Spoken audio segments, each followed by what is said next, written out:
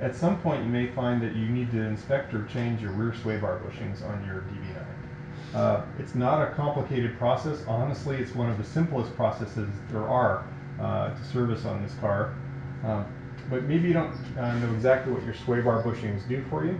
Well, if you think about it, if you go around a corner and you've got your left suspension, your right suspension, and you turn right, all the weight transfers to the outside suspension and your car would lean over and sway.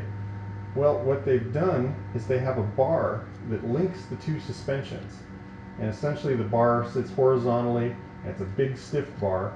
So when you lean over on this side of the suspension and the suspension flexes up, the bar actually rotates the other side suspension up, which lowers that side of the car, and now the car is sitting flat as you go around the corner. So the bigger the bar, generally the stiffer the suspension, and the flatter the car will go around corners. DB9s have huge front and rear sway bars. So the way the sway bar works is it sits inside a bushing, rubber bushing, one on the left, one on the right, and because this bar rotates inside the bushings every time you go over bumps and lean over, that rubber tends to deteriorate over time.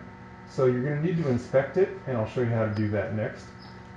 And if it doesn't pass inspection, you may need to change it, which is a simple process.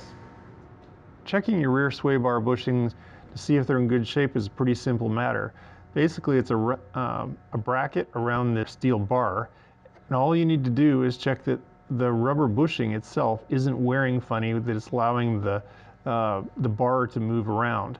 So you'll look for any sort of oblong wear pattern on the end, and really what you should be doing is getting your biggest screwdriver and reefing on the bar and see if there's any give in any direction inside the bush. And if it moves at all, where you can see it wiggling back and forth, either the rubber's perished or it's worn out, and it's time to change the sway bar bushing, and I'll show you how to do that next. The tools you need to change your rear sway bar bushings are pretty straightforward. You're going to need a 6-point 10mm socket to get the bolts loose. It'd be good to have a short extension. I'm actually going to use a speed driver to help get them out a little quicker. You're going to use a large, whatever your largest screwdriver is, to inspect the bushing. And then you're going to need a torque wrench that can go to 24 Newton meters to torque them back into place at the end. The parts you'll need to change your sway bar bushings are pretty straightforward. You'll need a pair of sway bar bushings. Check out the companion blog article for the part numbers and where to buy them. Basically, they're just rubber donuts that are split so you can put them over top the sway bar itself. You'll notice that there's these two plastic tits on them basically that are help you to align where the right side's up, that kind of thing. The front sway bar bushings, if you've watched that video, have one. The rears have two. So the process of changing the rear sway bar bush is pretty straightforward. So we're going to take out the two 10mm bolts.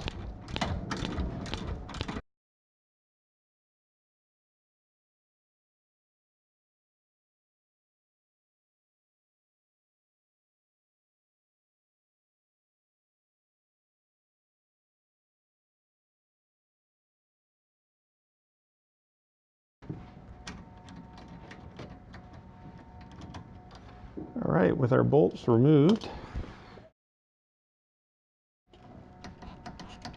a little help from a screwdriver, separate that, pull off the old bush, and this one's not in too bad a shape. Sometimes what you'll see is some oblong, weird shape to it. Instead of it being completely round, it means that it's worn funny. You'll notice also there's this ridge in the bar here, so we're going to be snuggling the new one right up against it. So out goes the old one, and you notice that the rubber nipples were to the top. So here's our new bush, and I'm just going to slip it over. I'm going to ease it right up to the edge of this bump stop on the bar, and then I'm going to get my bracket And I'm just going to work that over top. Get everything roughly back in position. And I'm going to start my top bolts.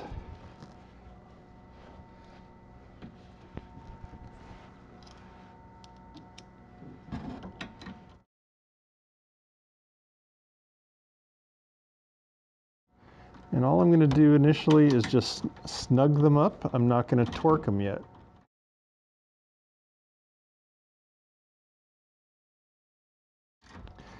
Now I'm just going back and forth, a few strokes on each bolt, kind of evenly squashing down across the rubber. Aston Martin issued Field Service Action 129, that's the equivalent of their recall notice, to change the procedure on how to torque these particular bolts.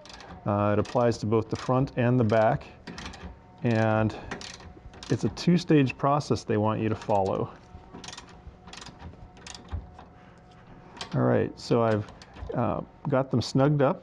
I have my torque wrench set to 24 Newton meters. The manual originally describes torquing these to 22.5. The Field Service Action says to torque them to 24. So I've set my torque wrench to 24, and they want you to torque the top one first, then the bottom one, then go back and re-torque the top one, and then check the bottom one again.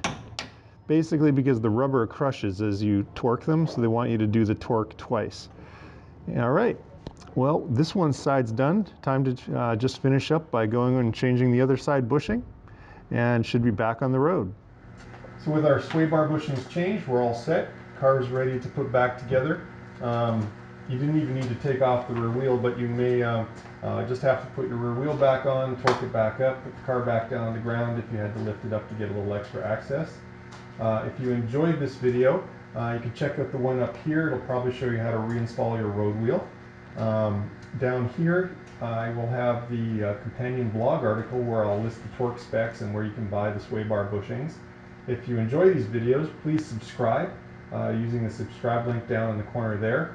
And as always, I'd love to hear your comments, so leave those down below. Thanks for watching.